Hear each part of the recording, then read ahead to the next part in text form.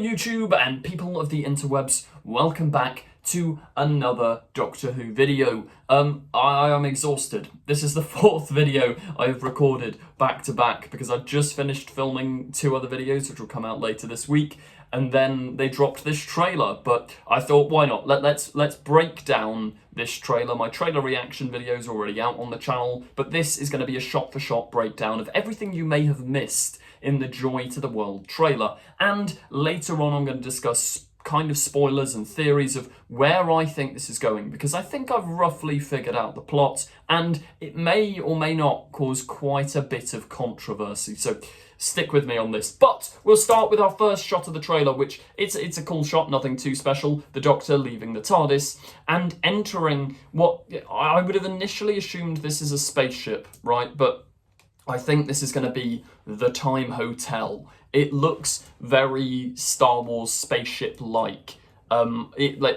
This building, this inside of a building here is, I could literally see that in any of the Star Wars sequels. It looks very, very Disney Star Wars, and I suppose it's a Disney Plus show, so it's all adding up. But yeah, I reckon this is going to be the Time Hotel. So I think the pre-title sequence, if not Joy entering a hotel, the pre-title sequence will be this, or maybe post-titles. It's Joy getting out the taxis. Pre-titles, the Doctor arriving in that hotel is post-titles, because I think the Doctor's going to show up and look at Joy, and then it's going to be like, whoa, how did he get there? We're going to get a little kind of flashback of him entering the Time Hotel on his own and embarking on this adventure. We've already seen the clip where he's trying to give someone a ham and cheese toastie and a pumpkin latte. Who's he trying to give that to? Let me know your theories in the comments down below. I reckon, because of later things that happen in this trailer, he's going to be giving that to himself. I reckon his future self will have put in that order, and it'll be all timey-wimey. This is written by Stephen Moffat. Here we've got our first proper confirmation of, I think he's called Joel Fry. He's quite a well-known actor. But yeah, he is playing who I presume to be maybe the manager of this Time Hotel. He's talking to the Doctor, and he looks a little bit shady in that shot. He's giving the Doctor a kind of, I don't know, a knowing look. Could he potentially be a villain? Maybe if he is working for the hotel, it is going to be, the villain of the episode is capitalism, because we've had Villain Guard already mentioned in one of the preview clips, and we know how much Stephen Moffat loves to, quite rightfully, say how evil capitalism is. I mean, watch Boom. The villain of Boom was literally just capitalism, and maybe we're going for a similar sort of theming here, and Joel Fry's character as the manager, someone working for that. There we had a shot of Nicola Coughlan going into her hotel room. Here's the Doctor in. Now, this is interesting to take note of. I've only just realised, if you look behind him, you've got people in like Georgian dress one side, then like cave people. I reckon these aren't people from those times, but they're people cosplaying these eras, because the Time Hotel will take you back in time. So there's this strapline as well of like, strapline tagline of Christmas everywhere all at once. So I reckon, yeah, the hotel offers you the chance to go anywhere in human history for Christmas, and these people are dressing up as different time periods so that they can go on one of these little expeditions. And yeah, I reckon the Doctor's stumbling into this. He's just happy, he's excited to be there, he's finding it fun, he rocks up, and then something goes wrong.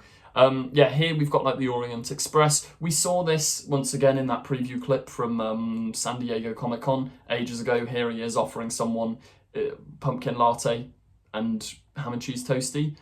But this is the thing, he doesn't seem to know who he's offering. This is a cool shot there. He's got his a dressing gown on, then he puts his big Doctor coat on. I do think it's a proper Doctor-y outfit. Some of his outfits this season I don't think have felt that Doctor-y, but that's won me over.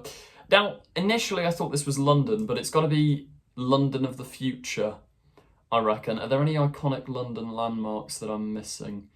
I mean, it just looks like a futuristic city. No, it's London. You can see Tower Bridge dwarfed at the bottom, tiny there. There's probably some other landmarks that have changed a bit, but yeah, you've got like holographic advertising in the sky. This is definitely London of the future, so this is going to be Christmas in the future. It's a cool shot. Yeah, I'm convinced. No bad CGI so far, but I suppose when you've got a Disney budget with Disney money, you're gonna have good CGI. Here we have our Silurian, who, spoilers guys, but I'm pretty sure will die within the first 10 minutes, because I think this is the Doctor and Joy meeting. The Doctor comes in the room, he sees this Silurian, who's probably there as a hostage. He's got this briefcase. The briefcase is also something to take note of because it's in loads of promo stuff. It's also in the preview clip with the dinosaur. They're trying to protect whatever's in the briefcase. So maybe that is the star seed, which we've heard oh so much about. Now, what that star seed is, I have a theory. I reckon, right, that because they keep drawing emphasis to Christmas at any time, anywhere, and there's this hotel, there's no room at the inn. I wouldn't be surprised, I've said this in a prior video, but what if this starseed, when it blooms, it becomes the star of, is it Star of Nazareth, Star of Bethlehem, whatever the star that the wise men and the shepherds followed to the Nativity. I wouldn't be surprised if Stephen Moffat is controversially going to explain the Nativity, because if this story ends with that starseed like blooming out of the briefcase, whatever, and the Doctor's like, oh God, what year are we in? What's about to happen? And then he clocks, he's like, oh, so this is what set all that Nativity stuff going on. Would that cause controversy though? Because would it be saying that it wasn't God?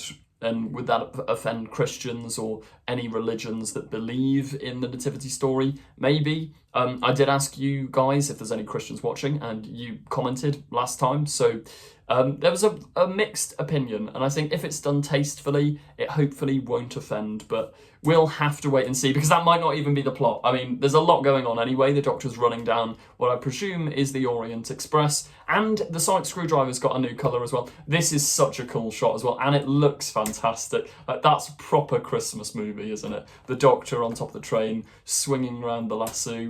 Absolutely cool. Like, and the music blasting at that point as well. Now, this is interesting, because where are they? Like, through there, through the door, you can see the Time Hotel. So this is going to be one of the hotel doorways into somewhere.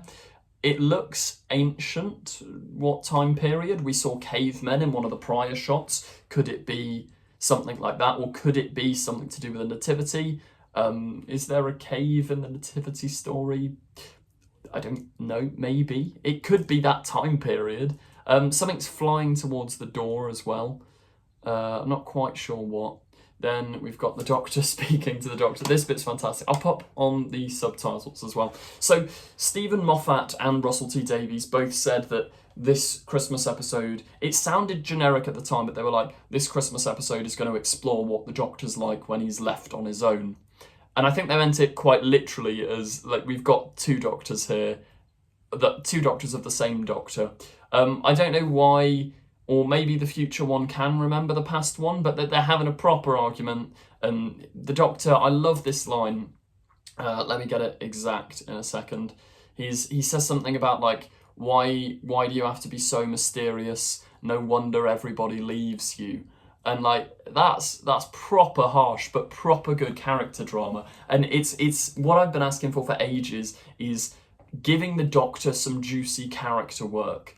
Like, properly challenge the Doctor, because I feel like for the most part of the last season, the Doctor didn't do much. He didn't have many challenges to overcome, and you could argue that's because of the bi-generation and the therapy from the 60th, but still, no, I want the Doctor to be sad. Every character in TV is at their best when they're overcoming personal and emotional struggles, so yeah, maybe I'm looking too deep into this and it's just a comedic line, but I do think that's going to be a part to play in this episode, and I think it's probably ultimately going to be why Joy doesn't stay on as a companion. I think she's going to see that the Doctor has such danger in his life and almost needs therapy again, and she's going to be like, I can't come with you. Now, here they are in that location. It kind of looks like some sort of temple thing, and the Doctor has a hologram with the character played by Joel Fry on. Does this possibly mean he's dead or dies in the episode? Because in the preview clip we've seen, that Silurian, it implies that he's died and his consciousness has been uploaded to this villain guard, algorithm thing. Maybe the same fate has bestowed Joel's character. So who knows? We'll see where that goes. But yeah, the Doctor enters there. This is him in the hotel room.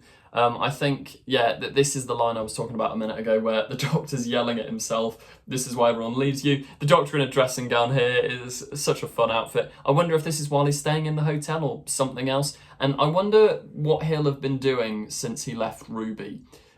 Because, yeah, he's been on his own. Maybe it's been a while, or maybe this picks up directly after Ruby. Here we've got some shots from the trailer, so I don't know why they're in here, other than to look fancy. But yeah, here's his goodbye to Ruby.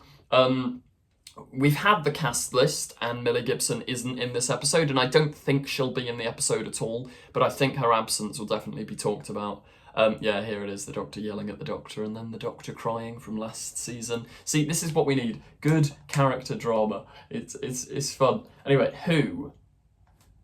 It's in such a slow speed. The design of this hotel is fantastic as well. Who brings joy? We can do this.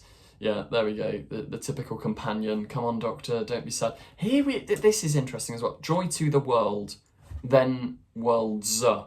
The official title is Joy to the World, but the poster says Joy to the Worlds, and the trailer says Joy to the World, but within the trailer it says Joy to the Worlds. Why? We're not looking too much into this. The official Disney Doctor Who account has put out like a joking couple of messages or replies saying like, it's not an accident, stay tuned. So is this going to delve into parallel universes, or does it just mean worlds as in planets? This looks like Earth's history, but I don't know. Let me know any theories you guys have in the comments. The Doctor then says, what's the biggest mystery in the known universe? And if I hadn't read Doctor Who magazine, I'd have gone, oh, the end of that quote will be something about Nativity, that's where they're going. No, the end of that quote is something about there's always a locked door in a hotel, and what's behind that locked door? The Time Hotel. And then, yeah, here we have the Doctor and Joy being almost eaten by a T-Rex. I wonder whether they're actually going to be eaten and then have to, like, get out of the T-Rex's stomach or something fun like that. Then we've got fireworks, presumably from a happy ending to the episode, or maybe a melancholy ending. Maybe Joy will die. I don't know. And this is an interesting effect as well, because at the start I was like, oh, is that sort of regeneration? But I have no idea what's happening. This bloke, whoever he is in the hotel, is disintegrating. Is something going wrong with time and erasing people? We'll just have to see. But yeah, there you go. Doctor Who, Joy to the World trailer breakdown. I reckon it's going to have an ending of the Nativity. I don't think we'll see anything too much, but I reckon that's where it's headed. That's what the starseed will rise and the flesh will bloom is implying, something along those lines. But I'm excited. I can't lie, I wasn't too optimistic about this because of watching The Empire of Death. My excitement for Doctor Who had been a little bit on the rocks. But this trailer has got me right back in. So fingers crossed it's as good as it looks. Bring on Christmas Day. Make sure if you enjoyed this video to subscribe, like, comment, share, etc. Really helps me out a lot and allows me to keep making content. Check out the Patreon as well. Doctor Who fan film, Echoes Destiny Part 1, coming very, very soon. Either on Boxing Day or the day after Boxing Day. Okay? I'll decide soon. Thank you for watching and goodbye.